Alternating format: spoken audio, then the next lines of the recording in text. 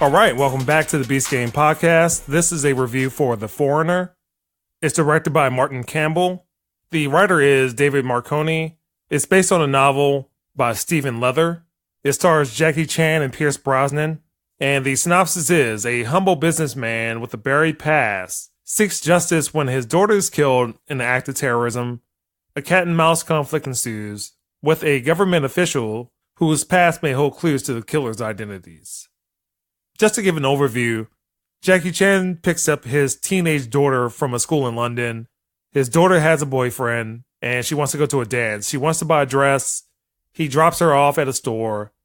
When she goes in, a car bomb explodes.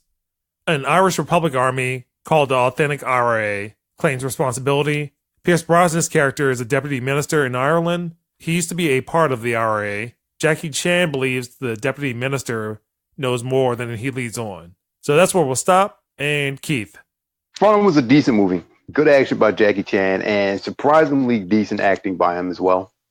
I didn't think he had decent acting chops to pull it off. Normally Jackie Chan comes off as doing the very silly action / slapstick comedy. His actual acting and stuff during the entire time when he had some legitimate speaking lines was actually pretty good, and love Pierce Brosnan. But that movie suffered from a major flaw, and that was pacing. Yes. It was just wrong. I get it. It was a book, and I'm pretty sure that book is fascinating. But the minute they got Jackie Chan in this and he was doing his moves and everything, I was expecting a different action type scenes. But Martin Campbell should have edited that movie a lot differently. Didn't need to be shortened or anything like that. I think the scenes were well done. This is a movie that really needed a good editor. So editing was that bad, it made the movie less than what it was pacing. What pacing? It basically stopped and paused. And on one hand, you had two stories being told. You had Jackie Chan's story of revenge and trying to get this one politician to give up his information to find out what's going on. And you have Pierce Brosnan to... Hold on, yo. Go ahead and say it, Matt. Say what? I want the names. Yes, you give me the names. And you got Pierce Brosnan, who's like, his scenes seemed like it was from a different movie. And the big thing about that is that the movie itself, both of the movies that they were doing were actually pretty good. It was really damn intriguing. All the stuff with the IRA and how they've gone shit, so to speak, and trying to keep the peace. Oh my God, that was pretty interesting. And it felt like the two were just kind of butting heads, and could have been a lot better had they worked on that pacing issue. All right, Matt. I felt that the movie was a solid action flick. The action, I felt, was a step below. I think they did a good job of messing with the plot a little bit and a couple of curveballs at you, like, what in the heck, really? Without, of course, giving it away. The pacing, I'll agree with you, but I don't think it was as off as what Keith says it is. I think the pacing could have been better, but I didn't think it was so bad that it detracted from the actual movie itself. I enjoyed myself with it. So, for me, this movie is too overly complicated for the type of movie it needs to be, and is also very slow. There's too many plot threads. So you have Jackie Chan's vengeance. Yep. The Brosnan IRA angle, his wife, his mistress, the nephew, the UK government, the code word, the hunt to find the bombers, and who the actual bad guys were. And this movie needed to be more like The First Taken or The Equalizer. Bad guy pisses good guy off. Yeah. Good guy unleashes hell. I want to hear about Jackie Chan wanting the names. I want the names. Give him the names. Yep. Then Pierce Brosnan stuff was like a separate movie. So hold on. So these two stories are two totally different stories, and they weren't connected at all. So yeah, no, they were intertwined. They were. From the get-go, it's like, imagine watching Taken. You didn't see anything that was going on with the girls that they took from the prisoner's point of view. It was all from Liam Neeson's perspective, but it told a complete story. I'm not going to hate him for that because it was from a book. And it kind of showed how all of them were connected together.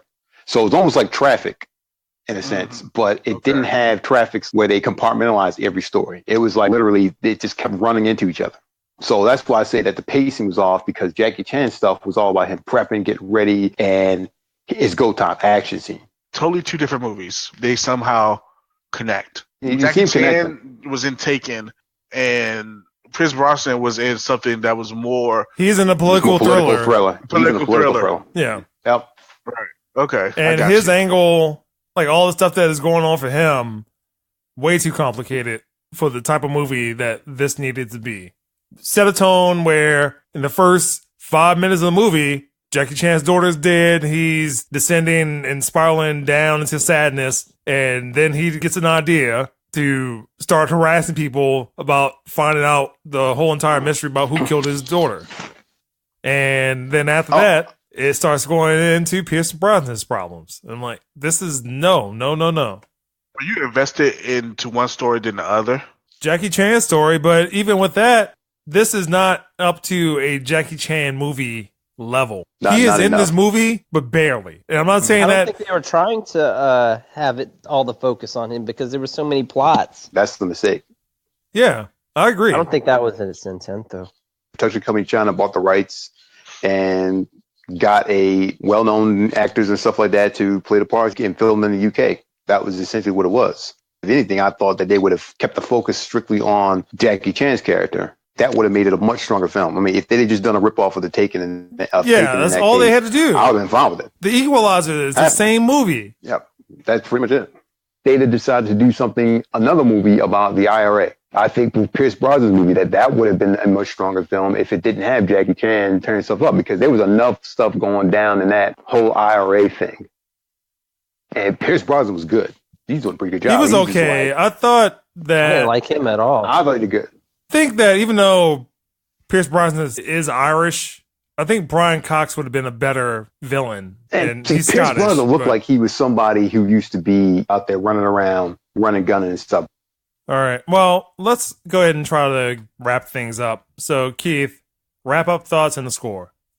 But thinking back on it, I mean, quite honestly, it's all over the place. I was going to give this a 6.5, but I'm going to drop it down to a 5.5. Not feeling it. All right. Matt. Solid action flick. It's a little bit different pace, and I can see why folks are a little disappointed on it. But, I mean, if you take it for what it is, especially the themes on it, for all a solid movie, I'd give it a 7.5.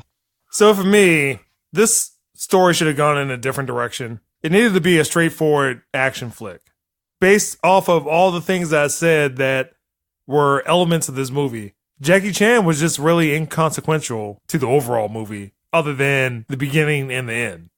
The spy versus spy stuff should have happened early in the movie, and that would have been a great thing for Pierce Brosnan's character to do. Be like, hey, well, let me bring in the heavy hitter, and Jackie Chan could just go at it for like 20 minutes. But that doesn't happen. And overall, you don't really care about the mystery. You don't really care about what's responsible other than Jackie Chan should be destroying people. But it turns into a political thriller, and for that, it's getting a 3.5. Holy shit. It wasn't that bad. I did not like this movie. This is a waste of Jackie Chan's time. I need to see this, but I can see what you guys are saying, especially if it's like two different stories and then kind of going in parallel, and it doesn't really make sense like that.